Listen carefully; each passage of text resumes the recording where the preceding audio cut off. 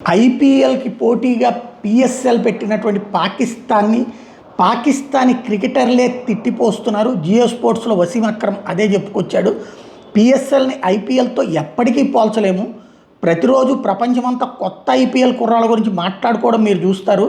నిన్న సూర్యవంశీ, ఈరోజు ముకుల్ అనే కుర్రోడు పిఎస్ఎల్లో ఆడుతున్న మన యువ ప్రతిభావంతుల గురించి దేశాలు మాట్లాడడం మీరు ఎప్పుడైనా చూసారా అని అడిగారు. అంతేకాకుండా పీసీబీ పిఎస్ఎల్ నిర్వహిస్తోంది. కేవలం అంటే పాకిస్తాన్ క్రికెట్ బోర్డు, పిఎస్ఎల్ అంటే మనకు ఐపీఎల్ లాగా వాళ్ళకి పాకిస్తాన్ ఇది లీగ్ కింద నిర్వహిస్తుంది.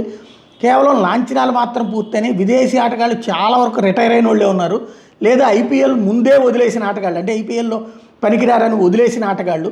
స్పాట్ ఫిక్సింగ్ కారణంగా పీసీబీ నిషేధించిన, అంటే పాకిస్తాన్ క్రికెట్ బోర్డే నిషేధించిన అమీరు, షర్జీలు, 40 ఏళ్ల ఆసిఫ్ అఫ్రీది లాంటి వాళ్ళు ఉన్నారు.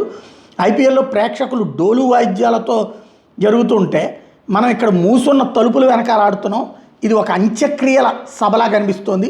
మీరు ప్రపంచ సమస్యల గురించి మాట్లాడతారు కానీ కనీసం మీతో ఒక లీగ్ సరిగ్గా జరిపించలేకపోతున్నారు అంటూ ఘాటైనటువంటి వ్యాఖ్యలు చేసుకొచ్చారు. ఇది ఇప్పుడు పాకిస్తానే కాదు ప్రపంచమంతా చర్చనీయాంశం అవుతుంది.